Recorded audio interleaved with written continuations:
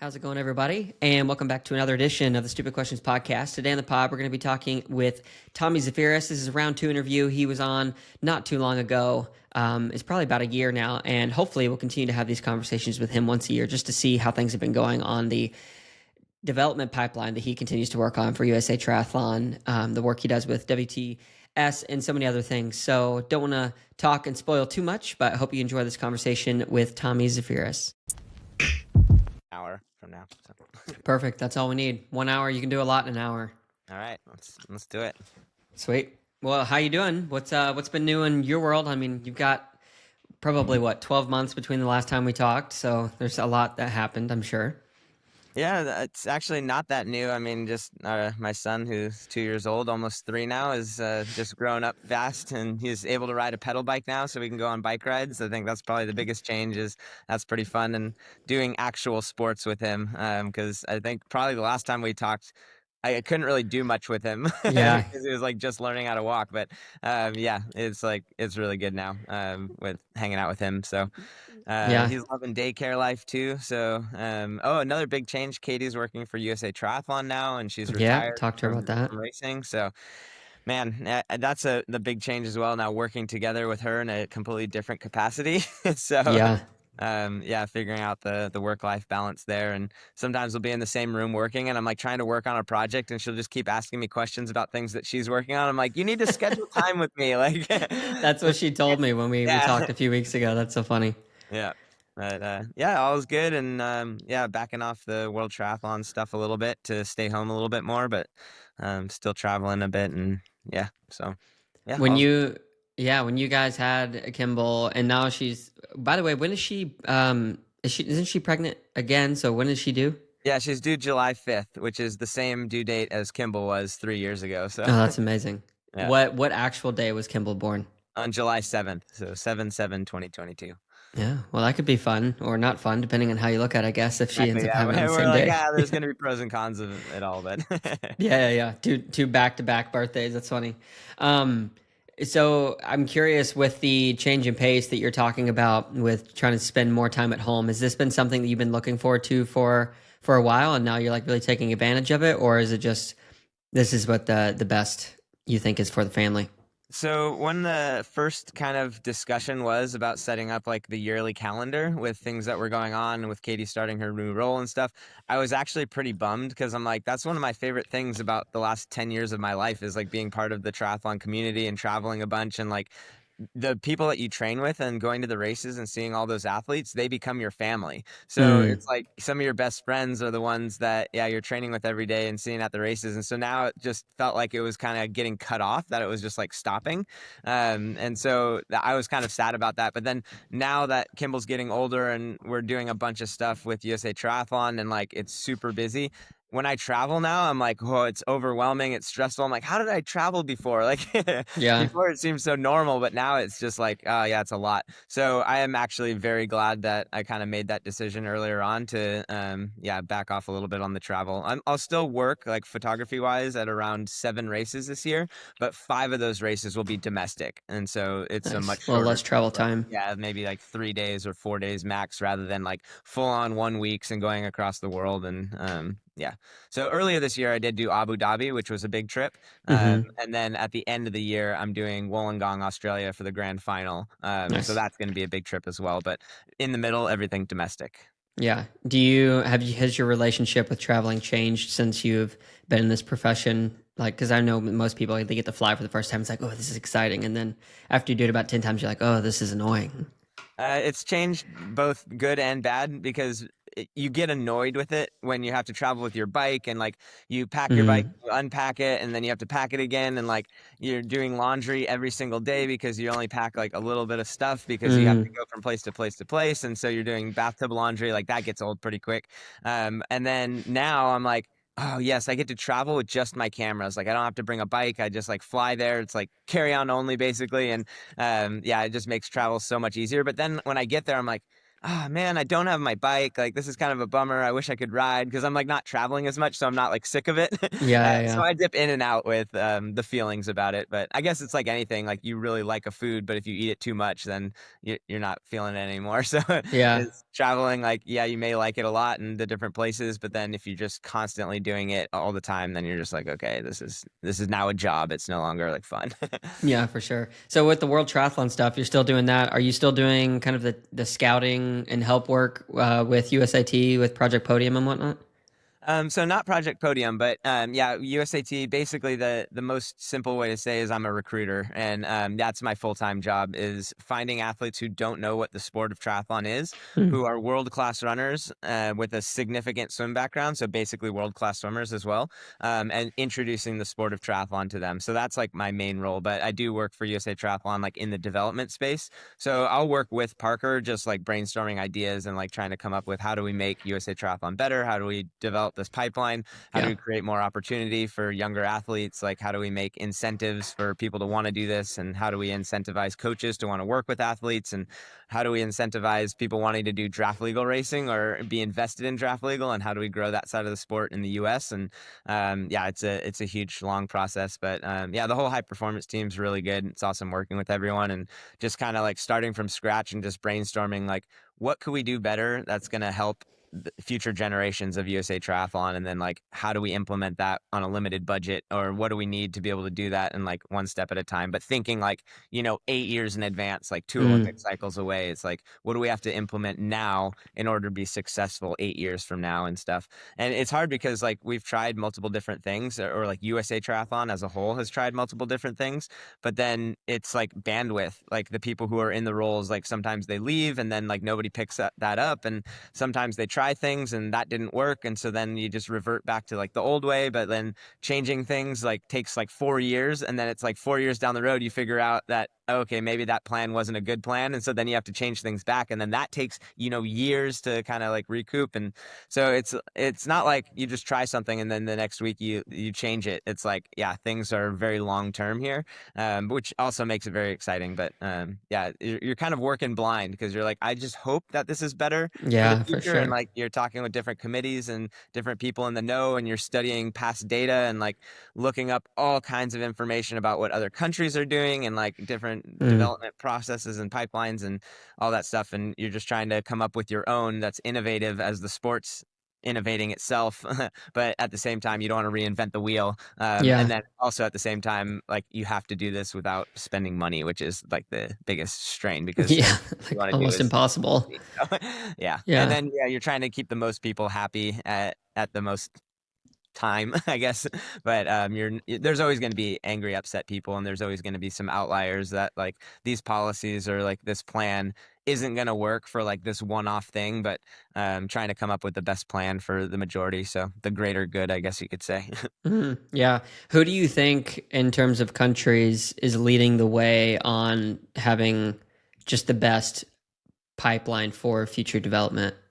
Yeah, it's a good question because it does fluctuate a little bit. But currently, right now, you're looking at Germany, and Germany just has so many rock star athletes that their top like eight could be basically top 30 at like every WTCS race. And like Wow. that's how like the American women were in a couple years ago. And like GB women, like France, like their pipeline on the men's side like is huge. And so I would say Germany, Great Britain, and France are kind of like the leaders. And then yeah, USAT, like we're hanging in there, but I think yeah, we have work to do with yeah the future pipelines and development and stuff. Yeah, I would almost wonder like what percentage of that development success is based on just the luck of the draw with the genetic pool of like, okay, who is interested in the sport right now? Because I've seen a lot of times, and just from my limited experience with professional athletics, you'll meet people who are not at all interested in athletics but have a tremendous amount of like natural ability and talent, but then they will be literally disinterested. But then other people who are very interested may not have as much talent, and you can get to where you get, but when you have that golden star line up with they're good at what they also enjoy doing, I feel like that definitely would probably help build up the credibility of a program. Yeah, and especially like the countries I just mentioned, they have superstars that they're not just superstars within the sport.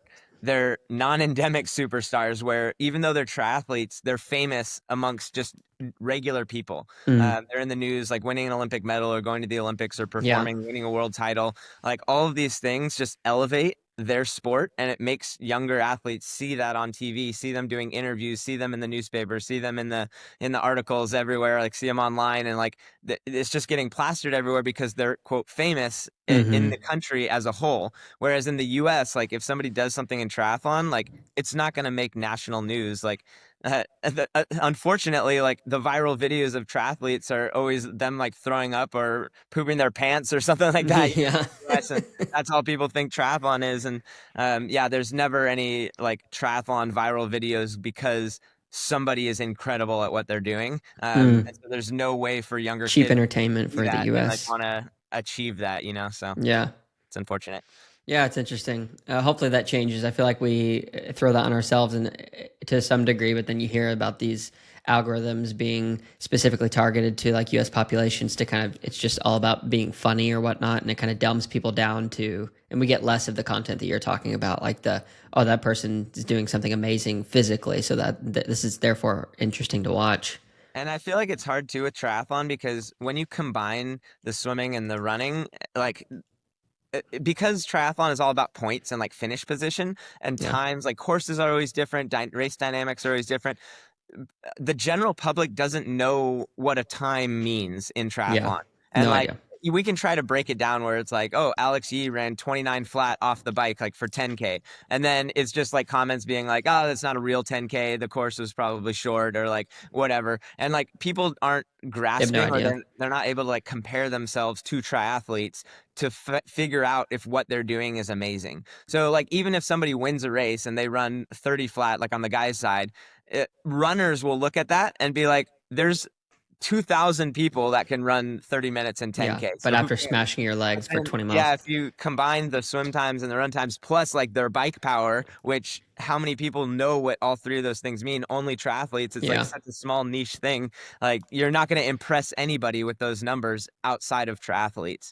And that's what I find like with my job because I'm looking for the world class runners with a swim background. They don't even know that their run time, which maybe for running is pretty good, but it's not like exceptional. It's not pro. It's not like you're going to be the best and go to the Olympics for running. And then Hmm. swimming, it's like, yeah, maybe you could get a scholarship to school, but you're not even going to make the finals at NCAA. Like you're kind of just like on the verge of good, but you're not great. But those two things combined make you one of the best in the world at triathlon.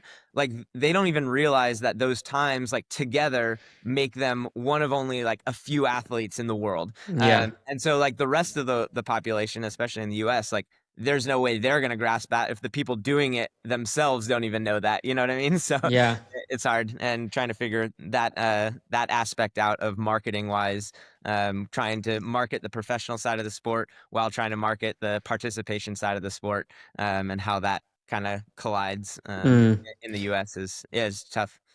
What are some of the things that you guys are throwing against the wall to see what sticks in order to communicate that or educate? I mean, there's a level of education. I don't know if it'll ever be able to be solved, but what do you think? Like, is there some things you guys are trying right now? Uh, Basically localized recruitment. And so when I go through all my list of names and I'm like trying to find all the athletes, I basically color code a list of anybody that I find who has swimming and running times, and then I'll send the list to the NCAA coaches so that they can reach out to these athletes and tell them that like triathlon is an opportunity if you want to get a scholarship like to come to our school, or there's collegiate club opportunities. And then yeah, localized recruiters who like regionally are reaching out to like high schools and trying to start clubs there, and just spread awareness about the sport. Mm. But beyond those things, like from a grassroots perspective, there's not much happening other than that. Mm. And yeah, trying to create more Project Podium type success, across the board in development, where it's like, hey, you have the potential to be a professional triathlete, go to school online and pursue a sport, but then also like get your degree, and kind of turning on its head that it's like you need to be a student athlete rather than being an athlete student, Mm. and having people see that there is opportunity there, for having a successful career as a professional athlete, which is like a lot of people think is pretty unattainable. And a lot of people's parents are like, yeah, that's like not a sustainable career path. So we'd rather you focus on the educational portion. And we're missing the entire, peak years of your college age where you could be focusing on the sport, but instead focusing on education, which is great. Like, I think that both aspects are important. But if you have an athlete that's showing like super talent in triathlon, like where Feed it. they definitely could make this a sustainable career and like eventually go to the Olympics and stuff. And they also could get a degree. To me, I'm growing up in the generation where it's like I'm not using my degree in philosophy like at Yeah. all. Like, it's all about the experiences that I've had, the people that I've met, and then the skills that I've attained on my passion. And when you become passionate about something, you focus in on that, and it kind of brings you to the people that you need to know in that area.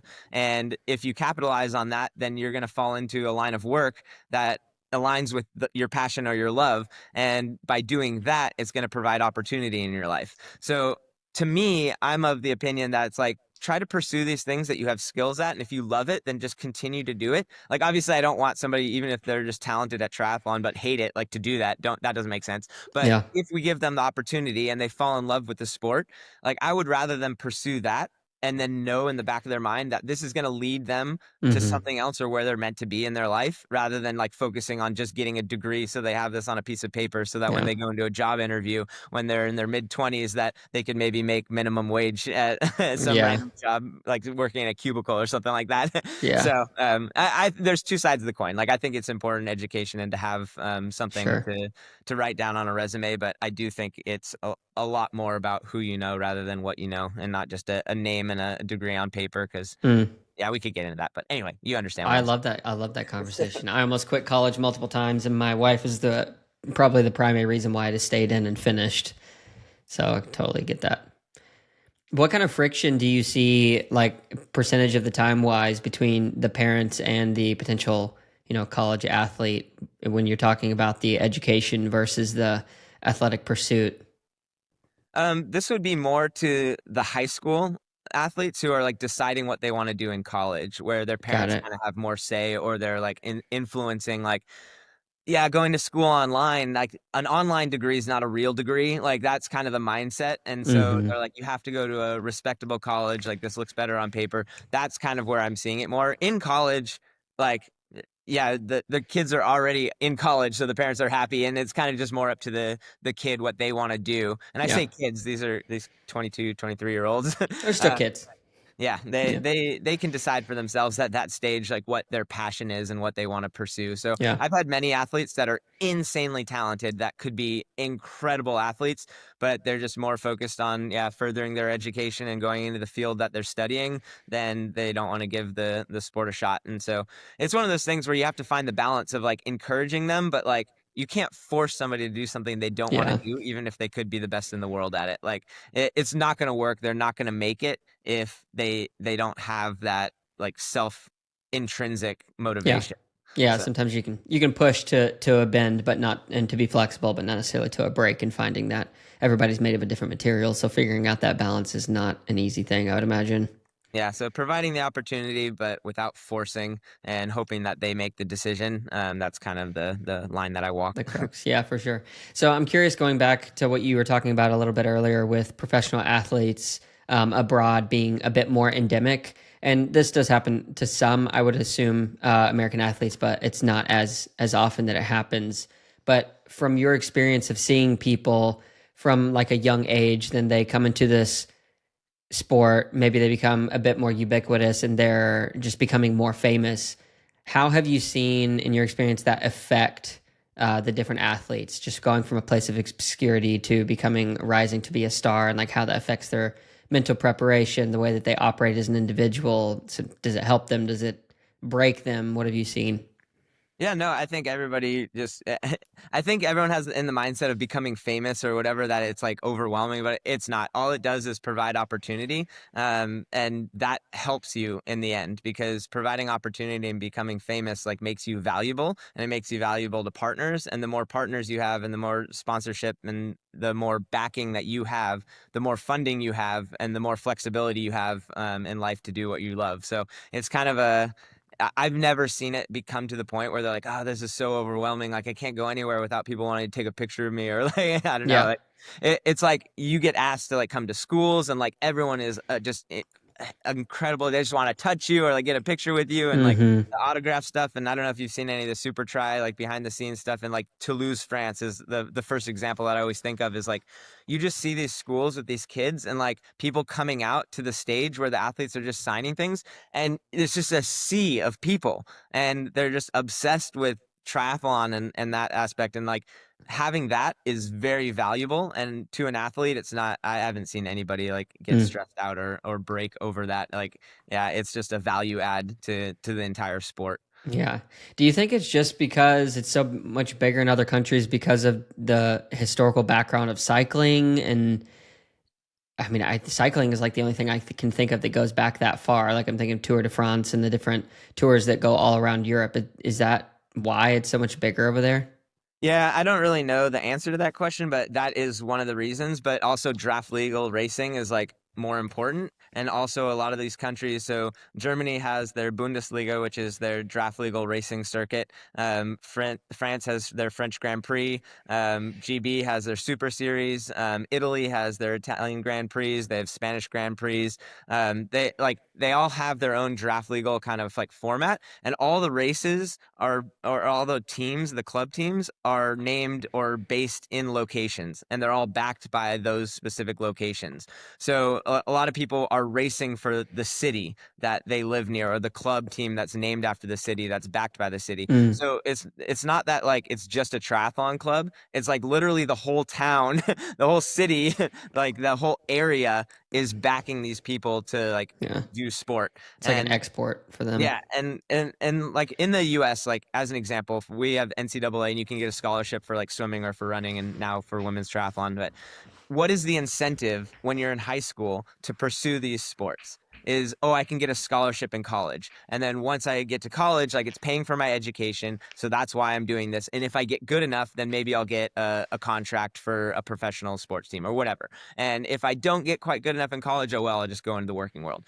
Like, what is the incentive in triathlon to continue doing it if you're in high school? Like, let's say you're a male and you're not going to get a scholarship for triathlon, but you could get a scholarship for swimming or running. Like, why would you choose triathlon when you could get a full ride or something for doing a Right. single sport? And then after you graduate from college, what do we have in the United States that you can just pursue in draft legal racing? Nothing. Like there's literally nothing there. Whereas like you can get professional contracts in like Division 1, Division 2, Division 3 in France or like in Germany. Like you can get signed to these teams to race their French Grand Prix, which is like 5 races throughout the year in like all the different cities.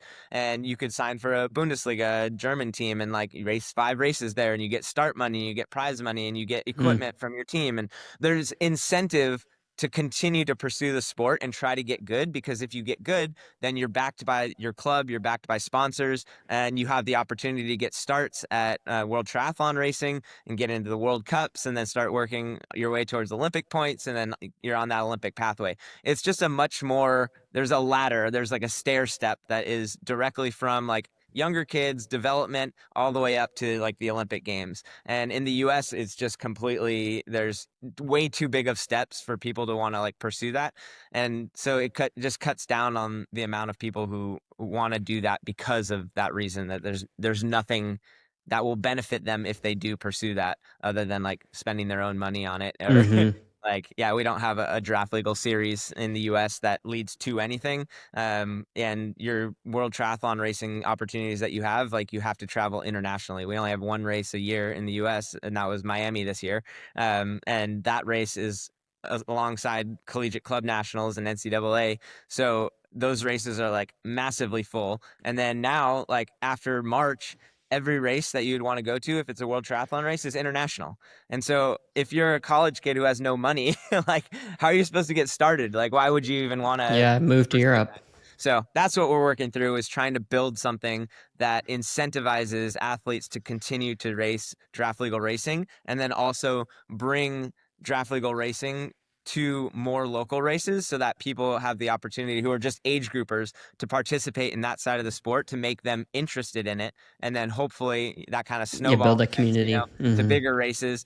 And like I've wanted to kind of implement that. We're still working on this stuff. But the idea is like in cycling, they have Cat 5, Cat 4, Cat 3, Cat 2, Cat 1, Pro. They have the different levels that you have to race. The better you race, then you cat up, and then you race in your different classification. But there's not ages, it's just like your ability. And so if we had something similar to that in triathlon, where now this is your incentive, is you can go from Cat 5 to Cat 4, and then Cat 4 to I Cat would 3. love that. Yeah, that'd be Yeah, so much and fun. USA Swimming is a perfect example. They have C times, B times, A times, double A, triple A, quadruple A, PRT, NRT, Olympic trials. They have like all of these different cuts of times that all kids talk about are, I need to get my double A time. And once you get your double A time, I got to get my triple A time. Like, I'm so close. I got to drop like half a second to get my quadruple A time. Like Hmm. that's all they talk about is the next step. And in triathlon, there's no next step. And so we need to create that to incentivize younger kids to want to keep pursuing it, to try to achieve something that Yeah. is attainable, other than like, all right, I'm in high school. Here's the junior series. Now the junior series is over. Hmm. Now the next thing is like the national team. And it's Yeah. like, that's impossible. Like, Yeah. so yeah, there needs to be a bridge to cover that and have smaller stepping stones that keep incentivizing people to come back. And How close are we to having that type of a segmentation categorization system? I mean, who do we have to convince to make that happen? Iron We're Man, working like. on it actively, like right now. So we've already updated USA Triathlon draft legal rules. So there was a change that was made about 20 years ago that all the domestic draft legal races were following World Triathlon rules. And the reason is so that athletes who are racing in the US, they would get the World Triathlon experience, so that when they would race a World Triathlon race or They go could be ready. international, they'd be ready for that. And so then that it makes it like closed courses, looped courses. It has to be a separate race. It can't be like during another race. Like you have all these specific rules that need to be followed. And what happens is that made it very expensive for race directors. It makes it Mm. expensive for USA Triathlon staff. The officials needed to be uh, educated in a different way because it's completely different rules. Your venue for triathlon needs to be very specific, because to do a looped course that was safe and all closed and stuff like that is very hard.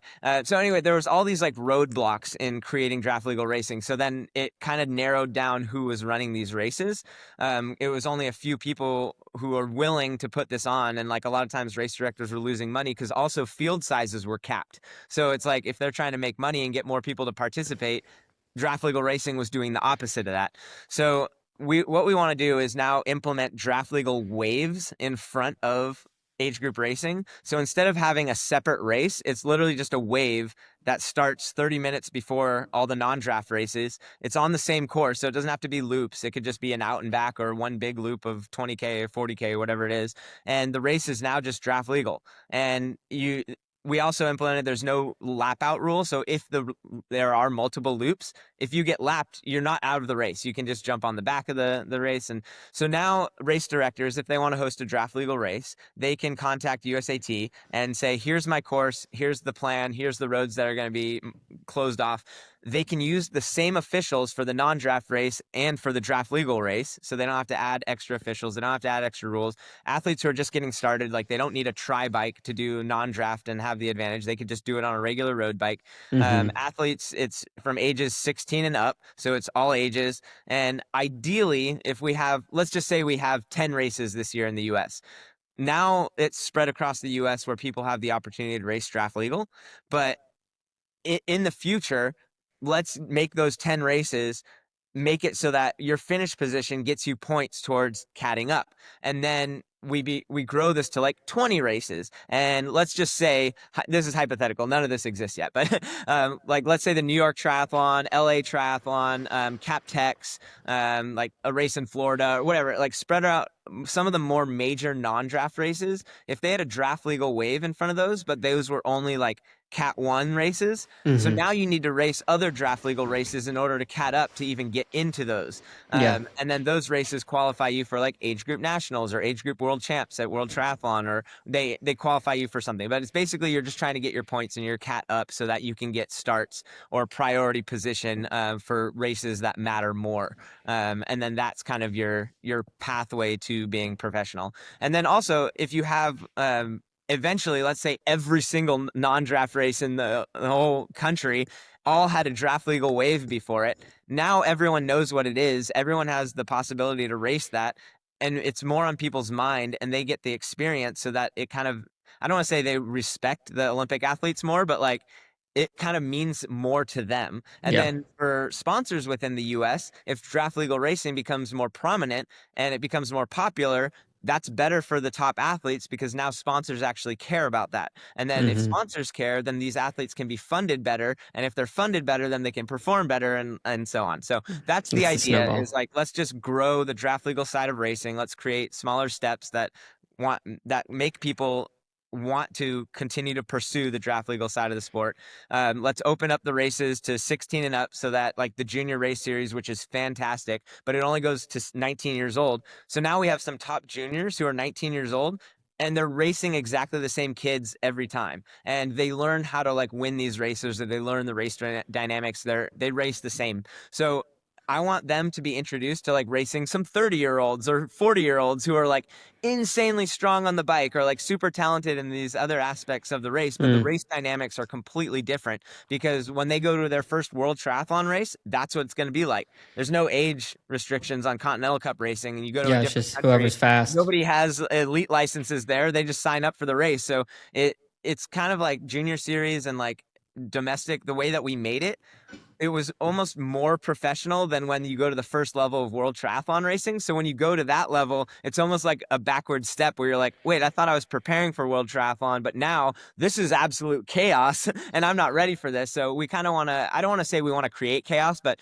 the race dynamic change is what is important for developing the next generation of athletes, where they don't just rely on exactly the same kids, their same age, of their same abilities. We want Hmm. them to be racing kind of a completely different format of athlete and expose them to that, so that when they get to world triathlon racing, they're like, oh, this is normal. This feels right. Anyway, that was Yeah. a kind of a long No, I dig explanation. it.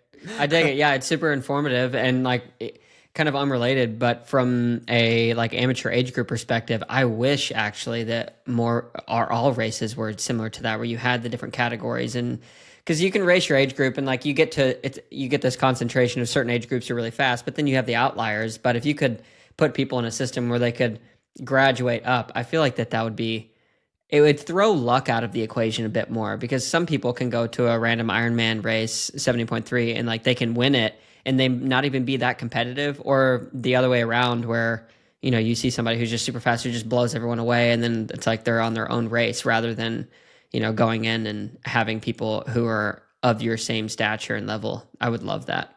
So I Yeah, hope it works. Can hopefully you we can make get Ironman do it? that. Yeah. Yeah, sweet man. So, I mean, it sounds like you're super busy, and you're saying that you're planning 5, 8 years ahead, and you're hoping that these things are making changes. Obviously, you're seeing some fruits of your labor through some of these changes going through, and on the draft legal side. What other things are you starting to see, if there are any, that are showing like, okay, well, my work does matter, and we're making a difference. We're making headway in the right direction.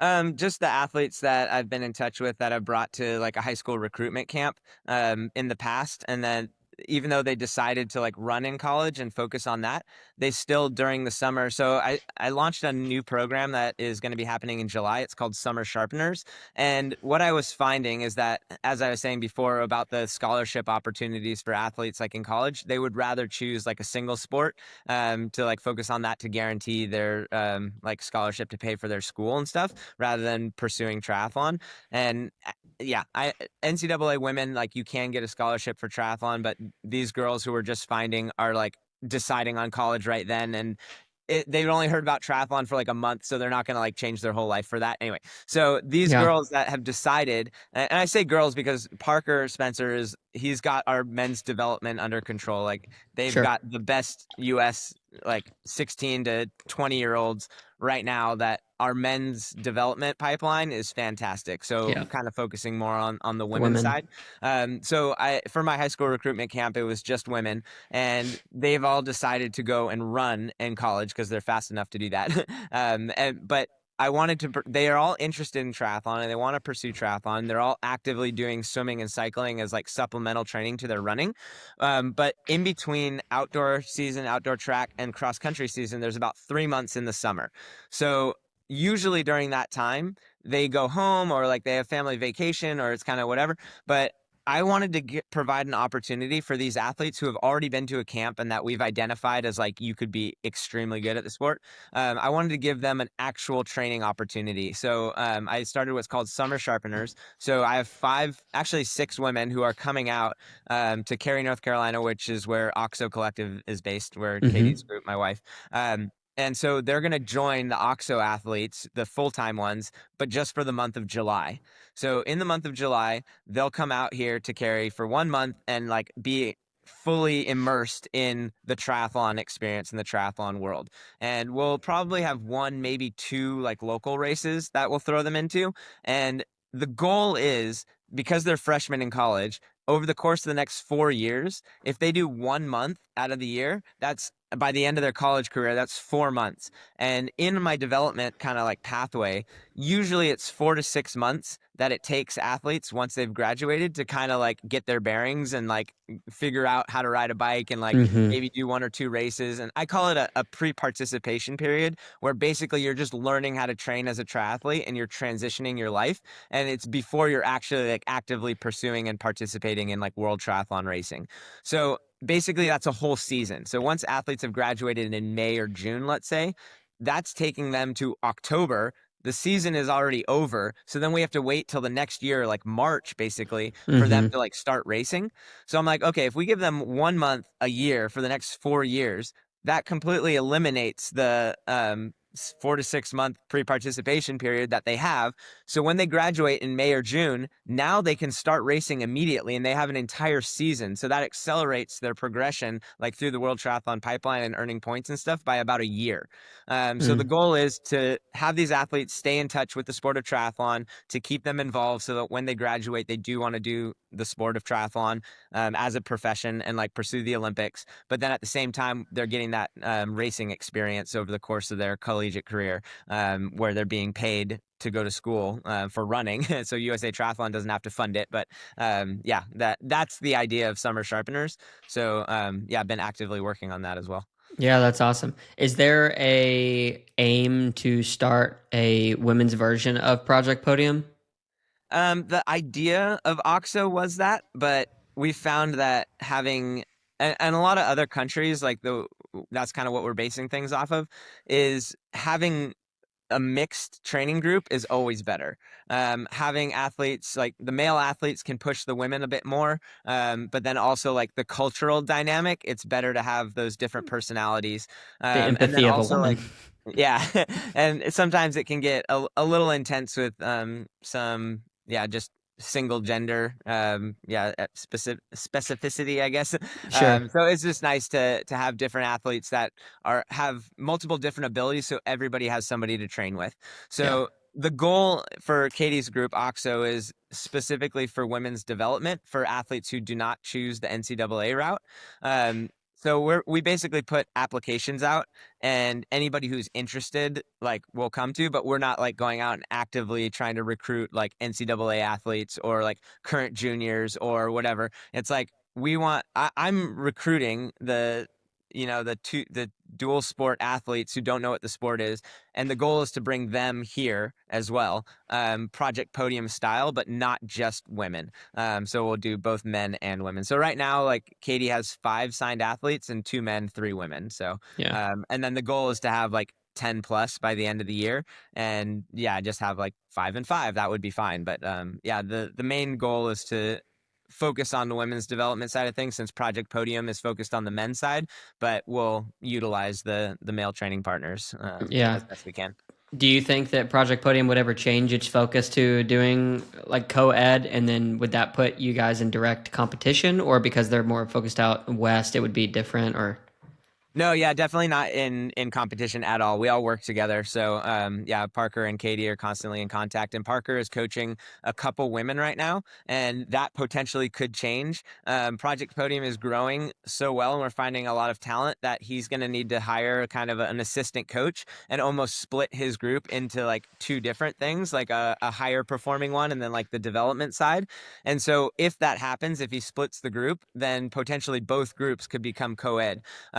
The interesting part is that whole thing was created because NCAA is a scholarship opportunity for women in college. So that's why Project Podium exists, is to have scholarship opportunities for the men to pursue triathlon like professionally.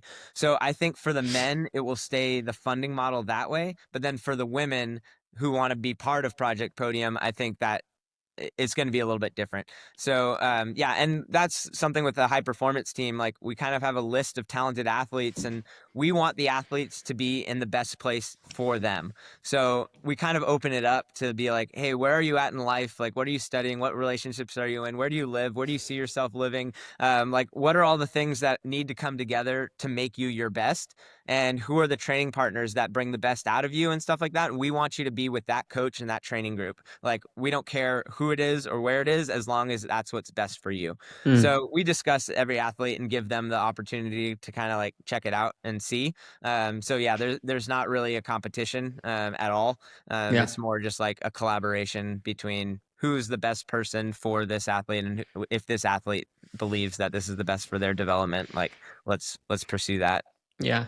If we were to compare this development pipeline to like a ladder, it sounds like there's a lot of little rungs that need to be there from, juniors all the way up to the Olympic level. You guys are starting to see, as USAT, starting to have more of these rungs in place. How long do you think it's going to take before you have like a solid, well-rounded, here's this rung, like kind of built all the way out? So there's two different parts of that. Right now, we just re-implemented all of the new what we call the Malo U25 national team, or it's a program we call it because it's not really a team. You just qualify for funding. And then the senior national team. So kind of before I had touched on a little bit where it's like you graduate from the junior series or even U23. How do you get funding?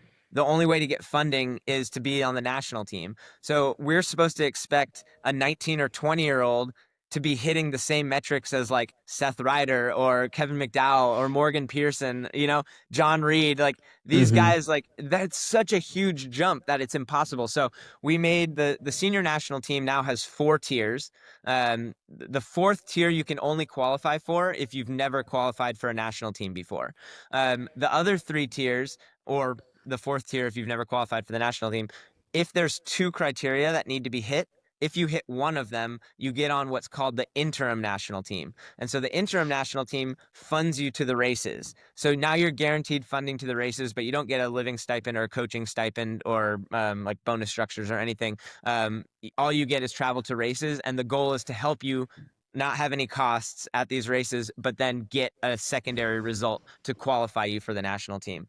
So the senior national team has, let's just say, 5 tiers, 4 main ones plus the interim team. So that leads you starting from like the World Cup level all the way up to like the Olympic medal sort of thing. And the Mm-hmm. different funding models kind of like value your results based on the tier. So that's the senior national team. But then we had the U23 Mallow team before. It was junior and U23. So we had junior results and U23 results that like were different programs of different funding. And so then we ran into the problem of like, okay, now we have athletes who are part of the U23 national team, but then they still need to get on the senior national team, and there's a huge jump. So we made it now U25, and we made it 4 tiers as well. So it matches perfectly with the senior national team. So it's exactly the same format, but the senior national team, starting from the Olympics and like world championship podiums, then goes down to the fourth tier of senior national team is like World Cup podium. And then the top tier of Mallow starts with like a World Cup top 10 and Got then it. goes down from there all the way to like Conti Cup podiums.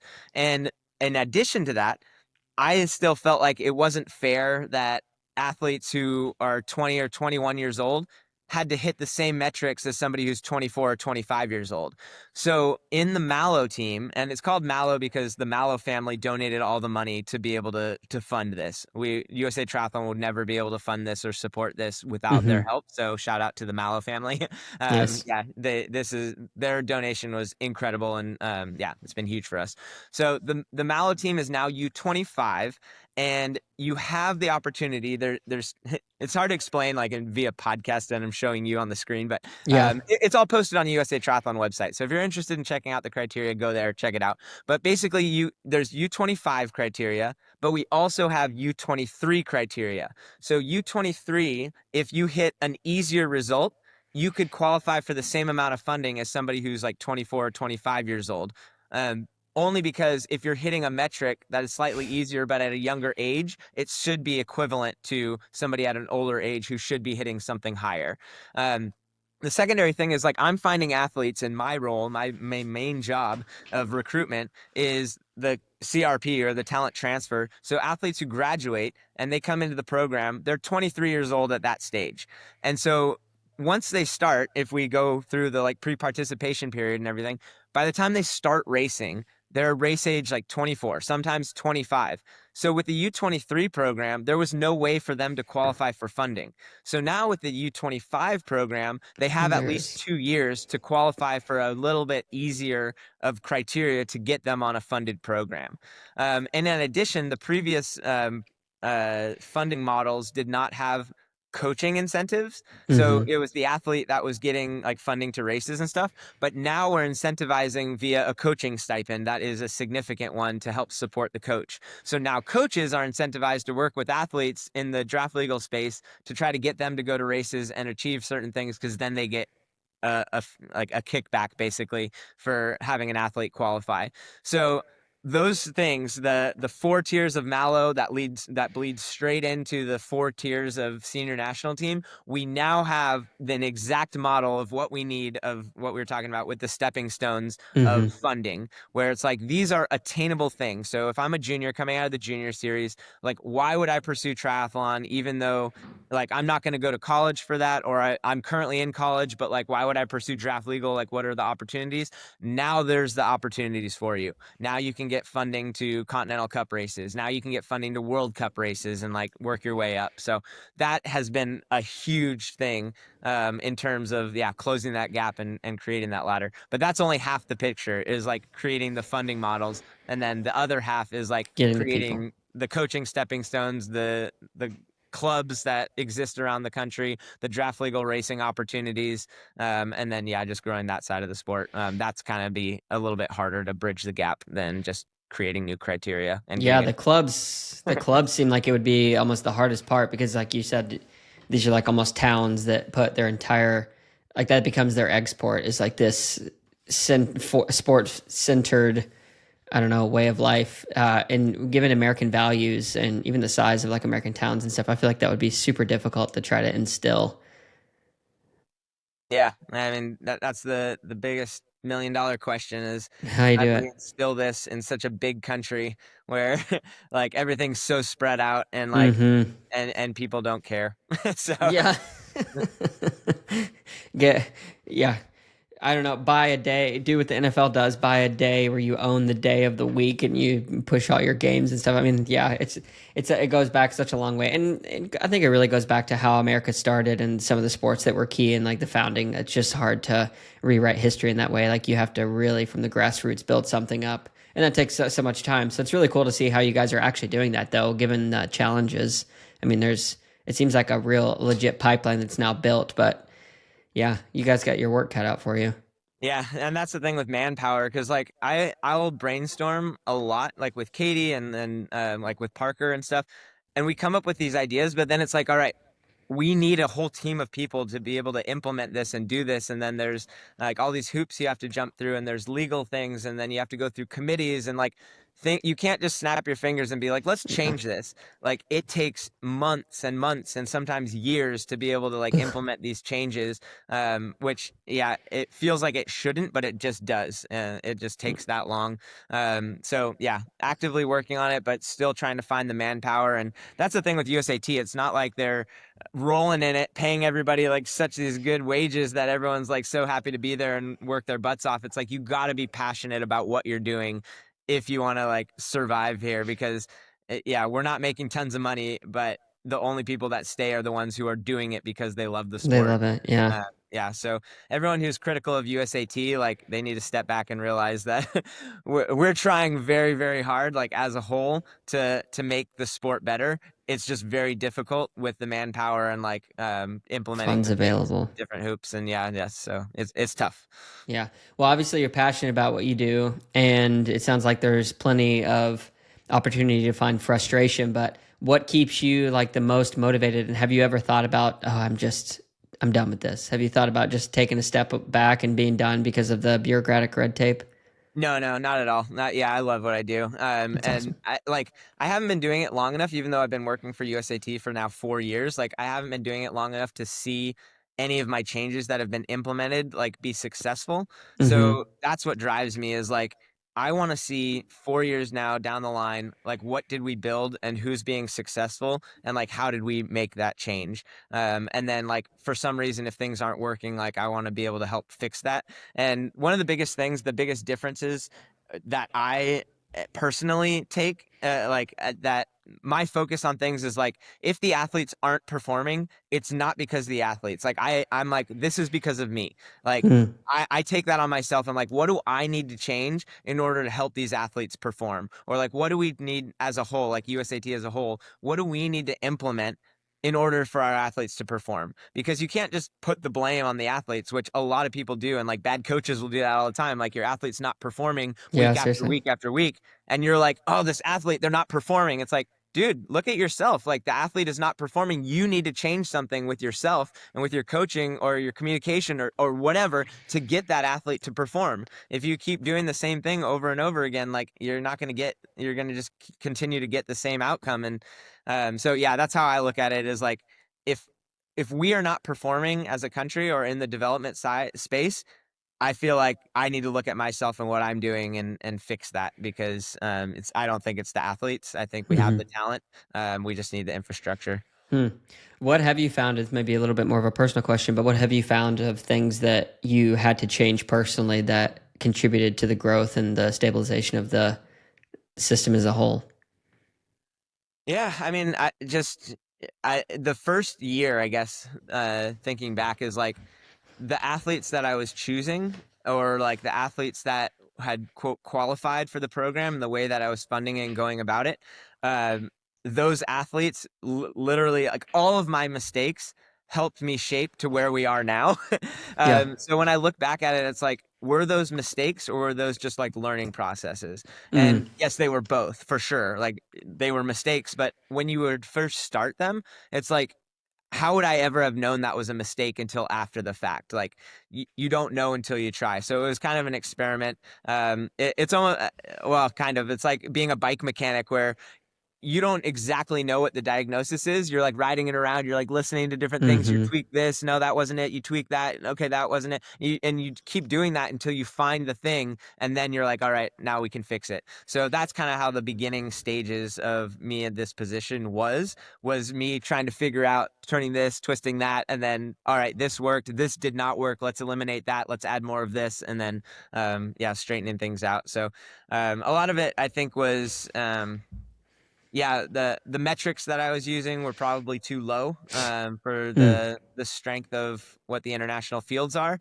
The next thing was not putting the right athletes with the right coaches or the right training group, or not pursuing actively like helping coaches develop, which I've already changed and am actively doing as well, like the educational side of things. And yeah, I think the funding model kind of helped itself with like funding races, funding coaches, and like because before it was like just giving athletes like a living stipend and then like getting them to races sort of thing. But then realizing I'm like why is a coach wanting to work with this athlete? Or like, how do we build coaches training groups who are committed to this? It's like, we need to incentivize the coaches. So like taking some of the funding away from the athlete to put towards the coaches. Cause obviously I can't just like grow my budget. I have to like figure it out. And so, yeah, using those types of things of like, where is the money best spent? And when I first started, like, I didn't know. And it was kind of just like guessing. And so I feel like now we have a really good handle on where the money is best utilized. And those decisions being made are much more educated based on actual experience rather than like a what if, like, I think this might work. Because, yeah, I'm the only person in my role doing this in the whole country. And there's not like a blueprint for How exactly to do what I'm it. doing of how the best way to do it. So, yeah, just trying to figure that stuff out has been quite the puzzle. But it's always fun, you know? Yeah, no, for sure. I feel like you are probably writing down almost like a handbook manual. That do you do that and keep notes enough? So yeah, so whoever comes to not even necessarily succeed you, but to maybe work alongside you, they'll have a little bit more of a training, I don't know, manual to go to, an encyclopedia and appendix to figure out how to do this type of a thing. Yeah, and that was one of the things when I first started. USA Triathlon High Performance Team, we're a little bit removed from the organization as a whole, just because like the whole is focused mainly on the age group side of things and Right. like the collegiate side of things, and like it's based on participation rather than performance. Mm, And the high performance side of things, it needs to be kind of cutthroat, you know? It needs to be focused on performance. Like that's literally the whole the name name. of it. And so before the high performance team, everyone was kind of functioning in their own little world of like their things that they needed to work on.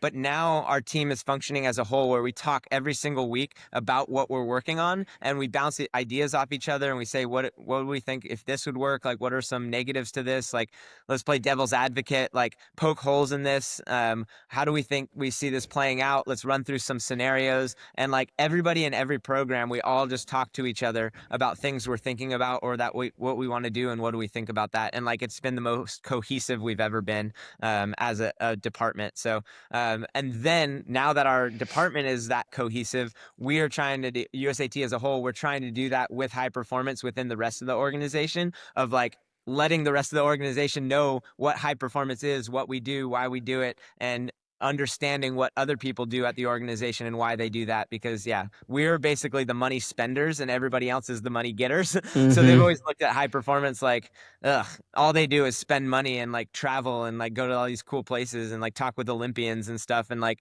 they're elitists or whatever. Like, and so having that kind of like cohesion with the rest of the organization is super important to be able to build something bigger like in the US. And I think that we're on a super good track with the employees we have right now, and then with the high performance team we have. So I think it's really good and looking good for the next few years. Yeah.